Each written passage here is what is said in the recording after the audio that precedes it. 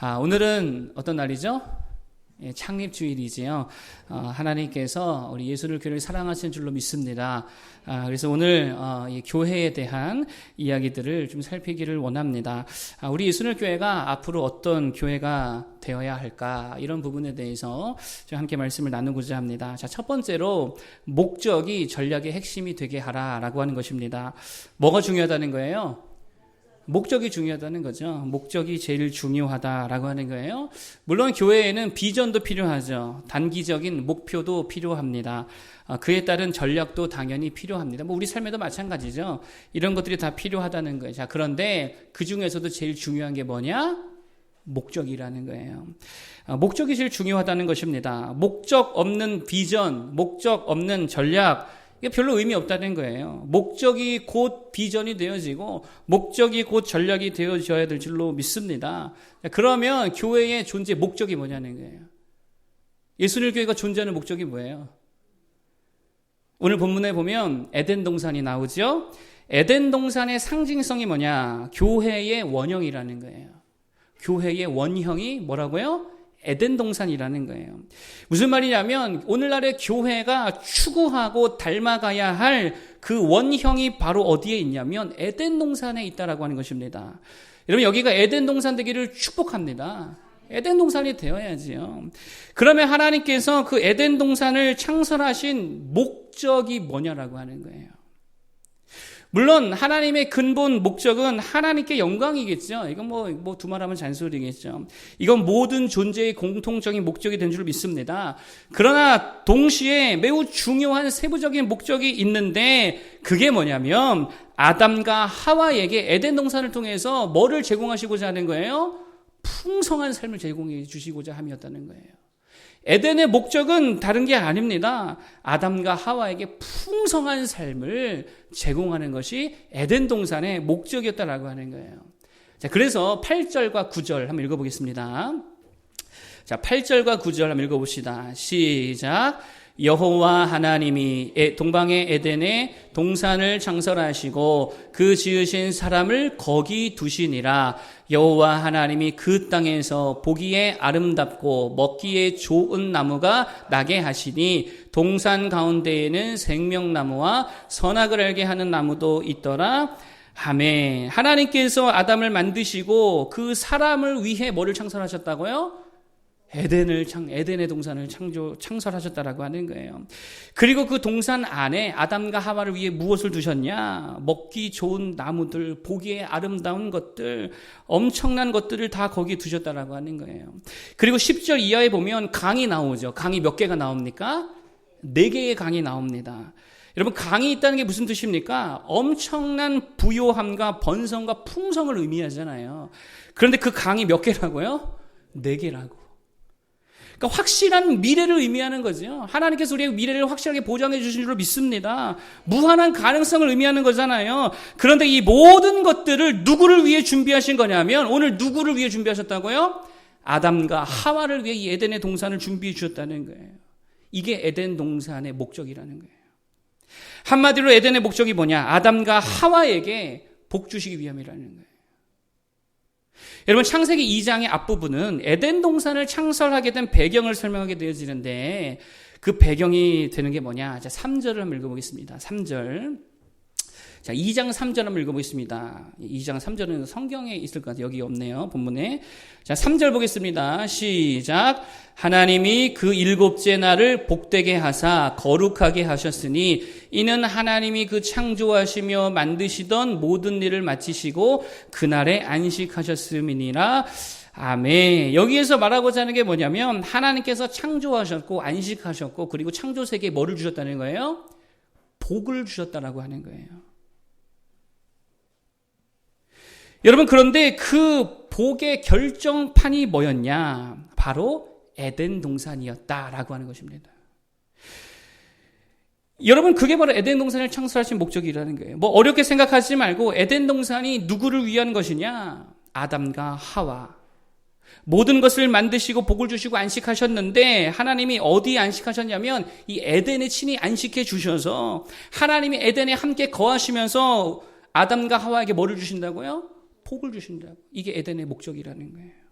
그리고 그게 교회의 원형된 모습이라는 것입니다. 그러니까 교회는요, 하나님께서 창조 후에 주시고자 했었던 그 축복의 결정판이 되어야 된다고요. 교회가 에덴이 되어야 될 줄로 믿습니다. 에덴 동산 같아야 될 줄로 믿습니다. 이게 교회의 정체성이지, 교회의 목적이죠. 무슨 말이냐? 교회의 목적은요, 근본적으로는 당연히 하나님께 영광을 돌리는 것이지만 동시에 사람을 향하는 목적이 있다는 거예요. 성도들을 향하는 목적이 있다는 거예요. 그건 바로 교회의 지체들에게 그 풍성함과 생명력을 제공하는 것이라는 거예요. 부요함을 제공해야 될 줄로 믿습니다. 그래서 미래를 보장하고 무한한 가능성을 열어주는 곳이 되어야 된다는 거예요. 이게 교회의 아주 중요한 목적이다라고 하는 것입니다. 한마디로 말하면 교회를 통해 우리의 삶이 어떻게 돼야 될까요? 더 나아져야 된다는 거예요. 복되고 충만해지고 교회를 통해 삶이 나아지기를 축복합니다. 그래야지요. 여러분, 아담과 하와가 에덴 동산에서 느꼈던 감정이 뭘까요? 자, 첫 번째, 힘들어 죽겠다. 두 번째, 왜 이렇게 어렵냐. 세 번째, 불편해. 네 번째, 부담스러워. 다섯 번째, 너무 편하고 좋네. 뭘까요? 보나 마나죠. 편하고 좋아야 될 거 아니에요. 그게 에덴 동산이잖아요. 에덴 동산에 갔더니 막 힘들어, 어려워, 불편해, 부담스러워. 가고 싶습니까? 아니라는 거예요. 에덴 동산은요, 편하고 좋아야 돼요. 우리의 삶을 윤택하게 해야 돼요. 우리의 삶을 더 나은 방향으로 이끌어 가야 돼요. 이게 에덴의 목적이고 이게 교회라는 거예요. 편하고 좋아야 될 줄 믿습니다. 가면 풍성해야지요. 막 넉넉해야지요. 내가 뭔가 에덴에 있으면 엄청난 존재가 된 것 같아야지요. 세상에서는 별 볼일 없는 사람이랄지라도 교회만 오면 내가 가치 있는 사람이 되고 의미 있는 사람이 되어지고 그런 모습이 되어야 될 줄로 믿습니다. 그러므로 그러한 목적 자체가 우리 예수늘 교회의 비전이 되어야 된다고 하는 거예요. 그리고 그 목적 자체가 우리의 핵심 전략이 되어야 될 줄로 믿습니다. 여러분, 어떤 교회로 만들어갈 거예요? 어떤 교회? 우리 삶에 더 나음을 주는 교회가 되어야 될 줄로 믿습니다. 그렇게 만들어 가야지요. 이 목적을 함께 붙들고 가야 된다는 거예요. 그러므로 이 목적을 잃어버리면 교회는요, 사실상 동력을 잃어버릴 수밖에 없다라고 하는 것입니다. 어렵게 생각하지 않아도 왜 신앙생활에 힘이 없느냐? 왜 교회 오는데 이렇게 활력이 없느냐? 재미가 없느냐? 왜 기쁨이 없느냐? 뭔가가 불편함이 있느냐? 잘 보면 이 목적 의식이 없다는 거예요. 교회를 뭐로 생각해야 된다고요? 에덴 동산이라는 거예요. 나 오늘 에덴 동산 간다. 이러고 오신 분 혹시 없겠죠? 여러분, 오늘 올 때 어떤 생각으로 오셨습니까? 이 목적을 붙드는 자들 되길 바랍니다. 교회 가면 하나님이 나에게 힘 주신다.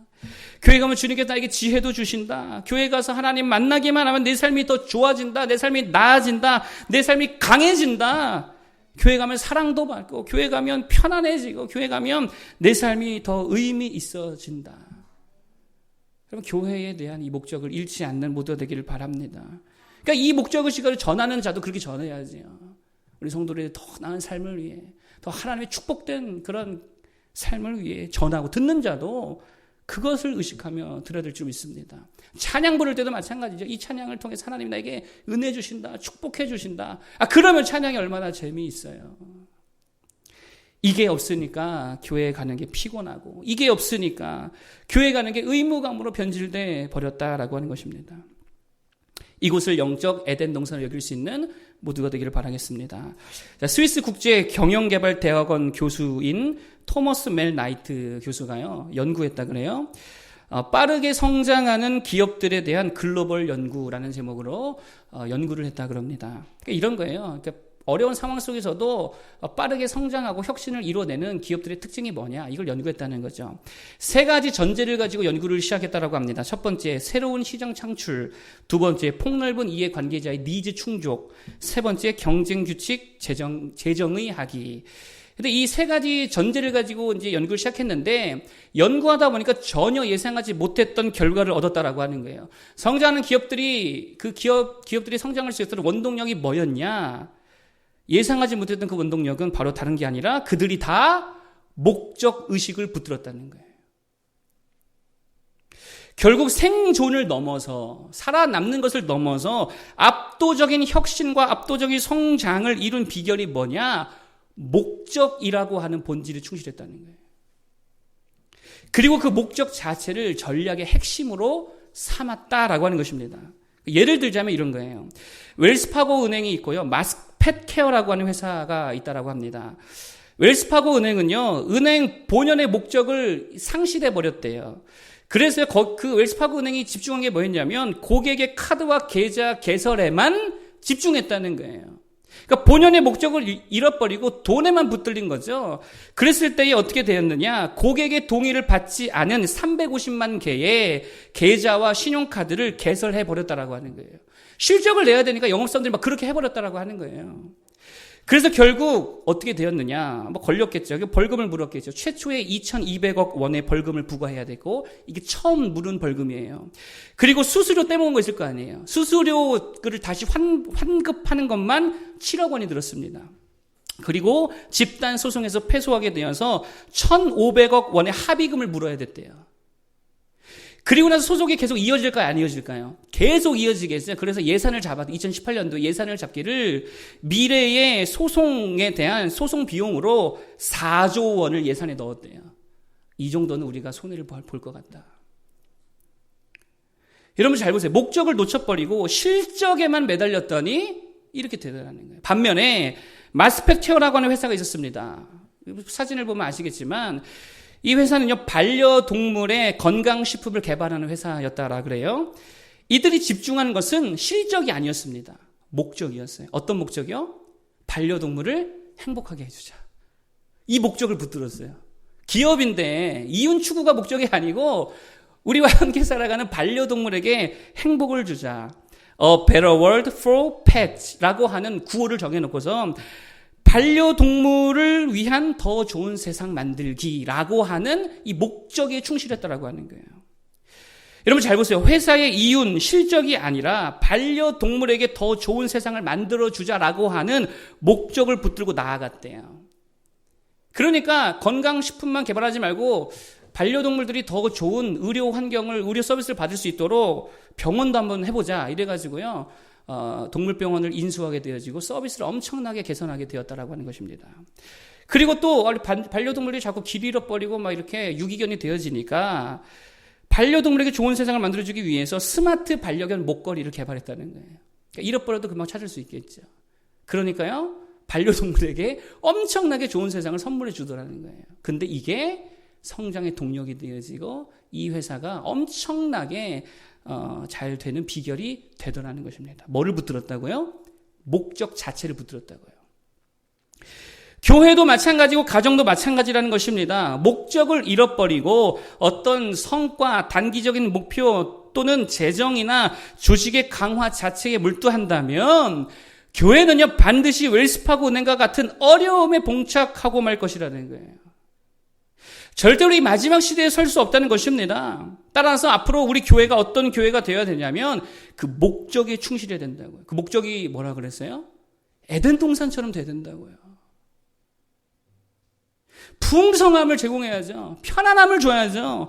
그리고 실제로 교회를 통해서 우리의 삶이 나아지고 강해지고 부요해져야 될 줄로 믿습니다. 이 목적 의식이 곧 우리의 비전이 되어지고 우리의 전략이 되어야 된다는 거예요. 네, 그럼 두 번째 챕터. 그러면 이런 목적을 이루기 위해서 필요한 구체적인 행동이 뭐냐?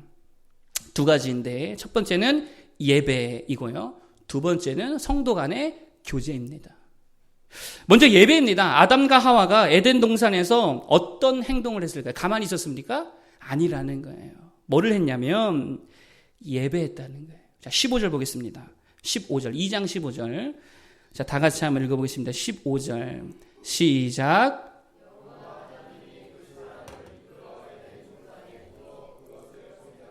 지키게 하시고 아멘. 아담이 뭐 했대요? 에덴 동산에서 그것을 경작했대요. 그러니까 가만히 있었던 게 아니에요. 경작했다는 거예요. 여기서 경작했다라는 말이 무슨 말이냐? 물론 표면적으로는 땅을 경작했다는 말이겠지요. 열매 얻기를 위해서. 그리고 이 경작 행동을 통해서 에덴의 땅으로부터 엄청난 열매를 거두었겠죠. 그때는 뭐 잡초가 없었으니까 엄청난 열매를 거두었을 것입니다. 자, 그런데 동시에 이 경작이라고 하는 히브리 단어는 이 아바드라고 하는 단어인데, 경작하다는 의미도 있지만요, 동시에 어떤 의미가 있냐면 하나님을 예배했다라고 하는 의미가 있어요. 무슨 의미가 있다고요? 하나님 예배했다는 의미가 있다는 거예요. 그러니까 아담이 에덴 동산에서 아바드했다. 이 말은 1차적으로는 땅을 경작했다라는 의미고, 그러나 영적으로는 뭐 했다는 거예요? 에덴에서 하나님을 예배했다는 거예요. 그리고 그 예배할 때에 예배함을 통하여서 하나님의 놀라우신 은혜와 축복과 부요가 임하게 되더라라고 하는 것입니다. 여러분 잘 보세요. 결국 에덴의 이 모든 풍성한 자원과 축복을 누리기 위해서 아담이 한 행동이 뭐였느냐? 경작했다는 거예요. 하나님을 예배했다는 거예요. 그럴 때 하나님께서 이 에덴 동산이라고 하는 바운더리 안에 엄청난 자원과 은혜를 쏟아부어줬다라고 하는 거예요. 여러분, 우리도 마찬가지라는 것입니다. 지금 하나님이 어디에 좌정에 계십니까? 교회 안에 계시는 줄로 믿습니다. 너희는 너희가 하나님의 성전인 것과 주의 성령이 너희 안에 거하시는 줄을 알지 못하느냐? 두세 사람이 내 이름으로 모이는 곳에는 나도 그들 중에 있느니라. 교회로 모일 때에 하나님이 거기에 좌정해 계신다는 거예요. 그리고 그 하나님을 우리가 예배할 때에 하나님으로부터 교회라고 하는 이 바운더리 안에 엄청난 축복과 능력과 은혜를 쏟아부어 주신다는 거예요. 이게 하나님의 약속입니다. 믿으시길 바랍니다. 그게 예배의 의미라는 거예요. 여러분, 우리의 예배는 단지 소모되는 소모적인 행동이 아니라는 거예요. 예배는요, 영적인 경작 행위인 줄로 믿습니다. 잡초 하나도 없는, 그냥 뿌리는 것마다, 경작하는 것마다 30배, 60배, 100배를 거두게 하는 영적인 경작 활동이 뭐냐? 하나님 예배하는 거라는 거예요. 예배를 통해서 엄청난 은혜와 축복을 누리는 자들 되길 바랍니다. 예배자가 되어야 된다는 거예요. 에덴 동산의 예배자가 되어야 된다는 거예요. 그게 우리가 주 안에서 부요해지는 능력인 줄로 믿습니다. 예배할 때 우리 삶이 더 나아지게 될 줄로 믿습니다. 우리가 자꾸 모여서 예배하고 예배할 때 이 바운더리 안에 하나님의 놀라우신 축복이 부어지게 된다는 거예요.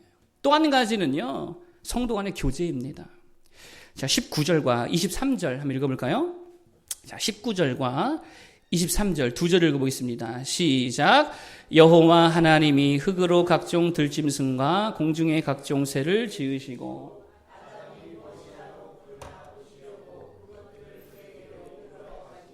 아담이 각 생물을 부르는 것이 곧 그 이름이 되었더라. 23절 시작. 아담이 이르되 이는 내 뼈 중에 뼈요 살 중에 살이라. 이것을 남자에게서 취하였은즉 여자라 부르리라 하니라. 아멘. 자, 첫 번째는 아담이 예배라는 행위를 했다는 것이고, 두 번째 아담의 행위가 뭐냐? 지금 뭐 하고 있어요? 아담이 뭐 하고 있어요? 이름을 불러주고 있다는 거예요. 이름을 지어주고 이름을 불러주고 있다는 거예요. 동물이든 새든 사람이든 이름을 불러주고 있다는 거예요. 이게 교제라는 거예요. 여러분들 잘 보십시오. 하나하나의 이름을 다 불러주고 있어요. 각각의 이름을 다 불러주고 있다는 거예요. 무슨 말입니까? 각각의 존재를 각각의 존재로서 인정해주고 있다는 거예요. 개구리는 뭐예요? 개구리죠. 독수리는 독수리예요. 호랑이는 호랑이로 인정해 주는 거예요. 철수는 철수로 인정해 주는 거예요.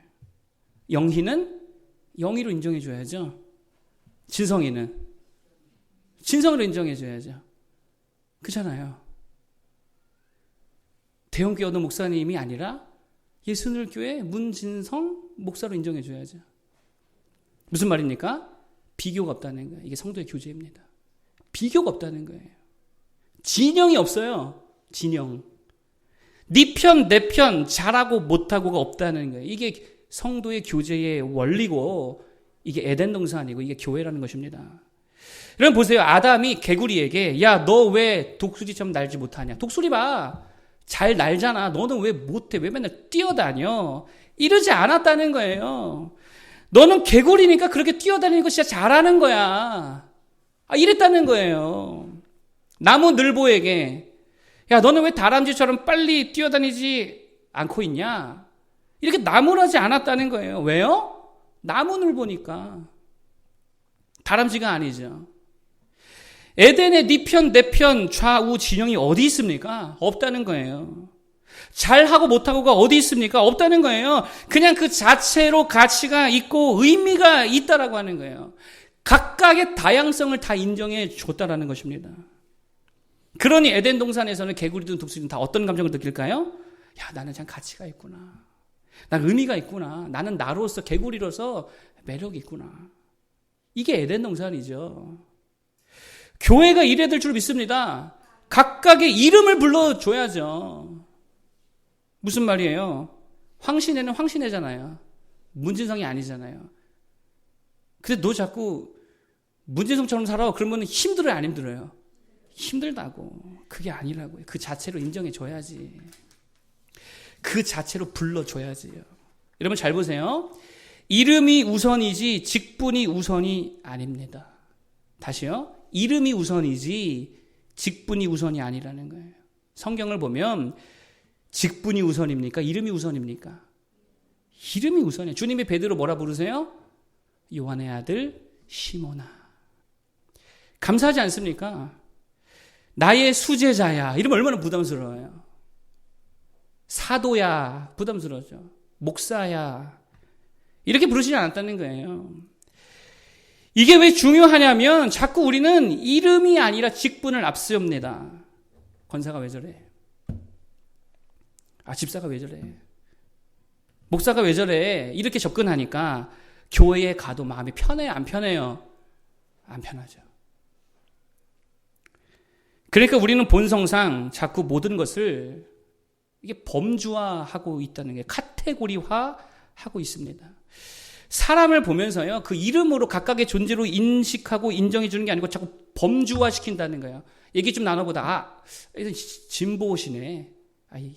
관계 끊어버려. 이 사람은 꼴통 보수잖아. 진영화 시킨다는 거예요. 카테고리화 한다는 거예요. 일꾼이구나. 일감이구나. 내 편이구나. 네 편이구나. 끊임없이 카테고리를 나눠서 그 안에 묶어두고 그 카테고리의 기준으로 다 판단해버린다는 거예요. 그 판단이 맞습니까? 보수는 다 꼴통입니까? 아니잖아요. 근데 우리가 지금 그러고 살고 있다는 거예요. 진보면 다 빨갱이고 보수면 다 애국입니까? 아니라는 거예요. 그럼 반대로 보수면 다 친일이고 진보면 다 민주세력입니까? 그것도 아니라는 거예요. 엄청난 오류를 범하고 있다는 것이죠.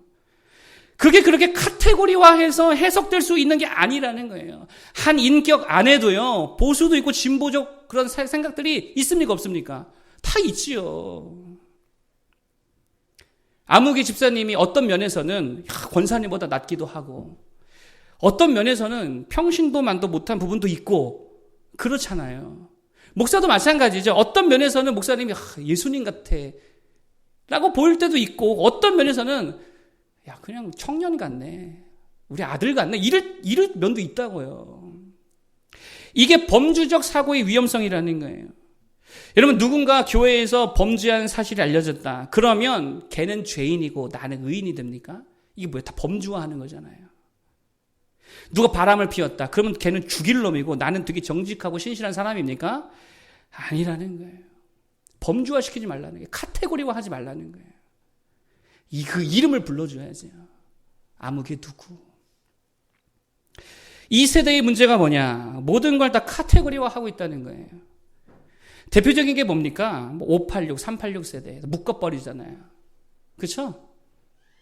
어떤 획일화된 메시지를 던지잖아요. 90세대. 걔네들은 다 개념 없어.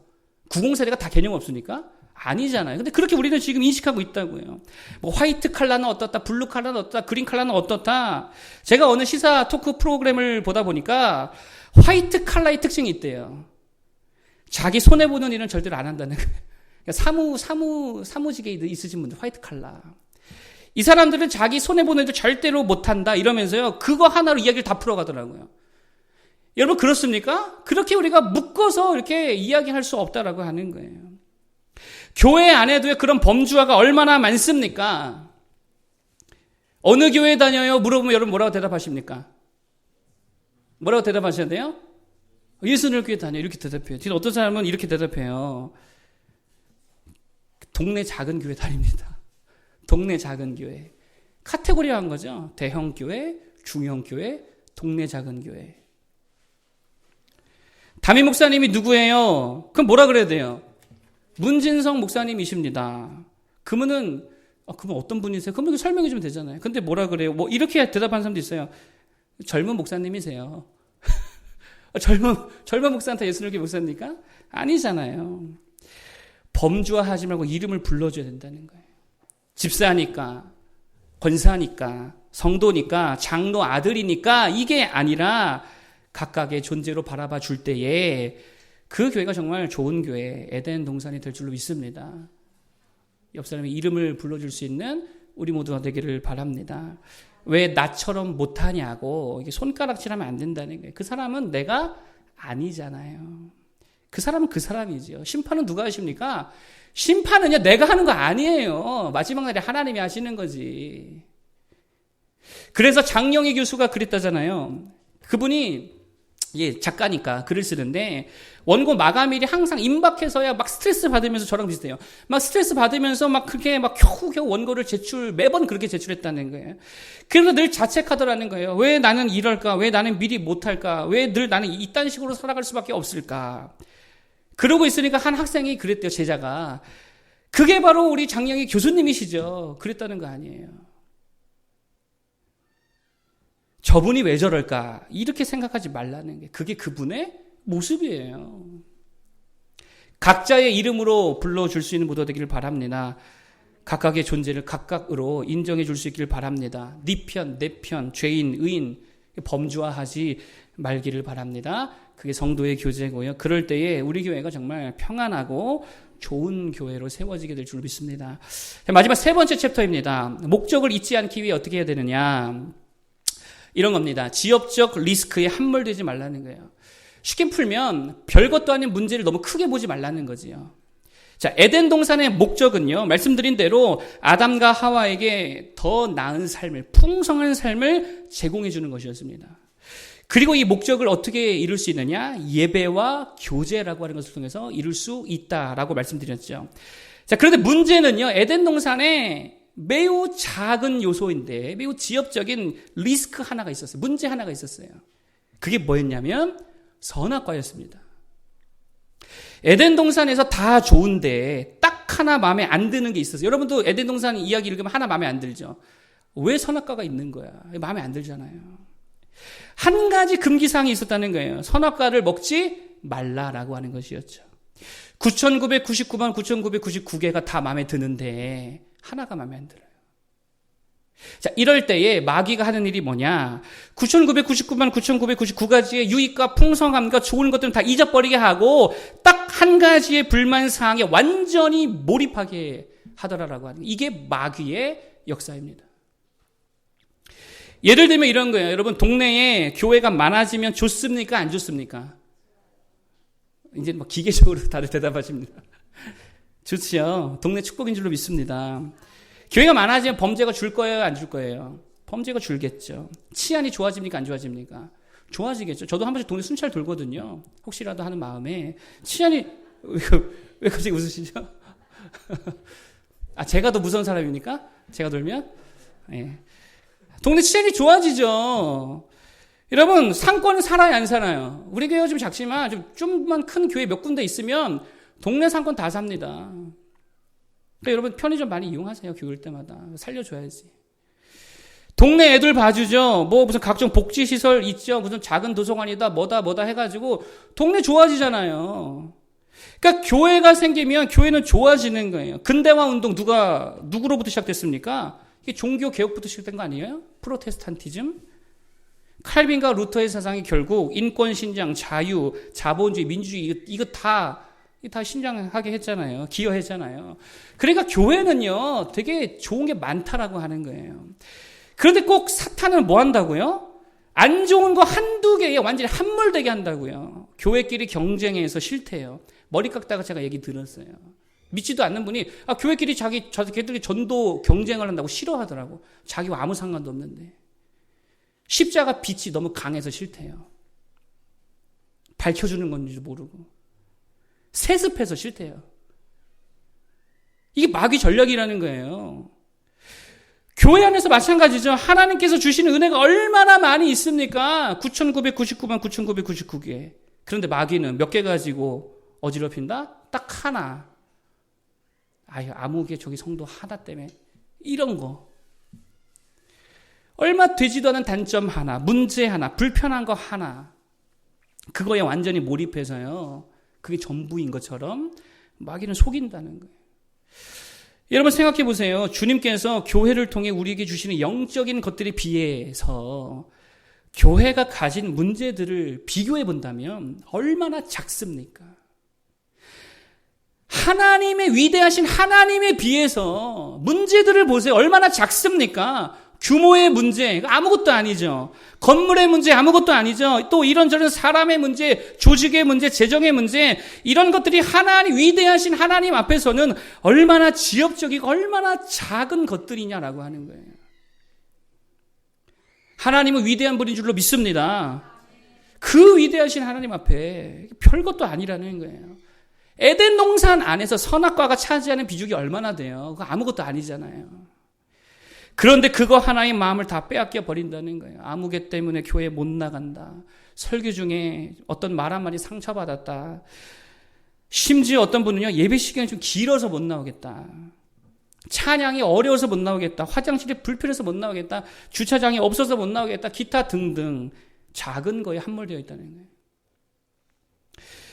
여러분 기억하십시오. 선악과 하나 때문에 에덴 동산을 포기하실 겁니까? 생각해보세요. 선악과 하나 때문에 에덴 동산을 포기할 거냐고. 주사 한 대 맞는 게 아프다고 백신 주사 안 맞을 거냐고요. 주일에 하루 쉬는 날인데도 교회 가야 되는 거, 그것 때문에 영원한 안식을 포기하실 겁니까? 사람 때문에 하나님을 포기하실 거예요? 마귀에게 속지 않는 모두가 되기를 바랍니다. 여러분, 마귀가 속이고 있는 아주 지엽적인 문제 중에 하나가 뭐냐면, 우리를 뭘로 속이냐? 숫자와 지표로 다 속여요. 얼마 전에 제가 공부하는 클래스에서 교수님께서 목사님들 사역이 다 궁금하다고 한 사람씩 일어나서 교회 지역, 교인 수, 어떻게 사역하는지를 한번 쭉 이야기해보라 그래서요. 한 30분간 한 30명이 일어나서 이렇게 다 소개를 했습니다. 그래서 제가 이 목사님들의 발표를 보면서 한 가지 눈여겨봤던 게 있습니다. 그게 뭐냐? 숫자가 계급이 되더라는 거예요. 한국 사회 뭐 문제라고 할 수 있겠죠. 숫자가 계급이 되더라는 거예요. 교인 수가 많으면 목에 힘이 딱 들어가요. 말이 길어져요. 교인 숫자가 작으면요, 자세가 공손해집니다. 제가 그랬다는 건 아니고요. 저는 당당하니까 어디서나. 목이 굽혀지고 공손해지죠. 심지어 어떤 젊은 목사는요, 자기가 세중앙교회에 있는데, 담임 목사 아니겠죠. 부목사잖아요. 우리 교회는 10,000 몇천 명이고 제가 담당한 세대수가 1000세대가 넘습니다. 이렇게 얘기하더라고요. 여러분 한번 생각해 보세요. 10,000명이 넘는 교회에 부교역자로 있는 게 더 훌륭합니까? 아니면 20년 넘게 20명도 안 되는 개척교회에 사역하는 게 더 훌륭합니까? 속으로만 생각하세요. 뭐가 더 훌륭해요? 알 수 없어요. 알 수 없어요. 우리가 그걸 어떻게 알아요? 어떻게 숫자만 가지고 그렇게 간단하게 판단할 수 있느냐는 거예요.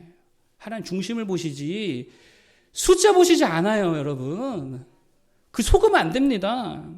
숫자는 숫자일 뿐이라는 거예요. 그게 목회자의 어떤 신실함, 훌륭함, 하나님 앞에서의 얼마나 큰 은혜가 있느냐, 그거는 숫자로 우리가 볼 수 없다라고 하는 거예요. 그런데요, 제가 보니까 목사님들이 다 거기 숫자에 함몰되어 있다라고 하는 것입니다. 여러분, 숫자와 상관없이 주님의 몸된 교회는 다 영광스러운 줄로 믿습니다. 다 은혜가 풍성한 줄로 믿습니다. 능력 있는 줄로 믿습니다. 엄청난 삶의 유익이 있는 줄로 믿습니다. 여러분 보세요. 에덴 동산의 교인 수 몇 명이었어요? 몇 명이요? 2명이었잖아요. 근데 풍성해 안 풍성해요? 풍성하잖아요. 엄청나잖아요. 노아의 방주교회 교인 수 몇 명이었어요? 8명이었다고. 8명. 예수님께서 친히 제자 훈련하신 그 예수님의 제자 훈련 교회 몇 명이었어요? 그 중에 한 명 배신자 빼면 그나마도 11명. 근데 충만하잖아요. 영광이 있잖아요. 숫자에 속지 말기 바랍니다. 아까 웰스파고 은행 지금 일어나고 있는 과정 중에 있는데 왜 어려움을 겪었습니까? 숫자에 함몰되어서 그래요. 계좌와 카드 개설 숫자, 영업 실적 숫자, 거기에 몰입해 버리면 목적을 잃어버리고 망하는 거예요. 교회뿐 아니라 우리 삶도 마찬가지로 믿습니다. 여러분 제발 통장에 찍힌 숫자에 매몰되지 말기 바랍니다. 너무 큰 의미 부여하지 말기 바랍니다. 그 아무것도 아니라는 거예요. 하나님이 함께 하시는 줄로 믿습니다. 시험 점수에 함몰되지 말라는 거예요. 살다 보면 시험 잘 볼 때도 있죠. 시험 못 볼 때도 있죠. 저도 고등학교 때 평균 40점 맞은 것도 있어요. 40점. 오른손에 깁스를 해가지고 왼손으로 문제 풀다가. 숫자에 속지 말기를 바랍니다. 여러분 교회에 불편한 거 한두 개 있다 하더라도 그거 그냥 가볍게 넘겨버릴 수 있는 모두 되기를 바랍니다. 주님이 주시는 은혜와 말씀과 능력에 더 집중할 수 있기를 바랍니다. 힘든 것도 좀 껄끄러운 부분이 있는 것도 좀 거리가 멀어도 하나님이 주실 것들에 비하면 하나님의 영광과 능력과 하나님의 위대하심에 비하면 아무것도 아닌 걸로 여길 수 있는 모두가 되길 바랍니다. 그래서 좀 섬김도 기쁨으로 하고 주일도 자원해서 하고 작은 불편함 감수하고 크신 하나님을 다 누릴 수 있는 에덴 동산을 사는 모두가 되기를 축복합니다. 자, 오늘 세 가지를 말씀드렸습니다. 첫 번째로 목적이 전략이 되게 하라 그랬죠. 교회의 전략과 비전이 뭐예요? 목적에 충실하는 거라 그랬죠. 교회의 목적이 무엇입니까? 뭐가 되는 거? 에덴 동산이 되는 거. 이거 하나만 붙들어도 되겠지요. 교회를 통해 하나님이 주시는 풍성한 은혜와 축복을 누리는 거, 이게 목적인 줄로 믿습니다. 교회 안에서 교회를 통해 제공되어진 하나님의 말씀을 통해 기도를 통해 우리의 삶이 더 나아지게 될 줄로 믿습니다. 그럼 이 목적을 어떻게 이루느냐? 예배와 교제라 그랬죠. 하나님 앞에서는 예배하고 성도들 간에는 교제하는 거. 카테고리 나누지 말라 그랬어요. 그냥 한 사람 한 사람들이 그 자체로 인정해 줄 수 있는 모두가 되길 바랍니다. 심판자로 서지 마시고 심판자는 하나님뿐인 줄로 믿습니다. 서로 평안할 수 있는 샬롬을 누리는 모두가 되길 바라겠습니다. 마지막 세 번째 조심해야 될 게 뭐냐? 지역적 리스크 너무 크게 보지 말라 그랬죠. 하나님 앞에서 참 작은 것들인데 아무것도 아닌 것들을 너무 크게 부각시키지 않기를 바랍니다. 특별히 숫자에 여러분 현혹되지 않고 하나님 바라보시며 나아갈 수 있는 모두 되기를 바라겠습니다. 주께 가운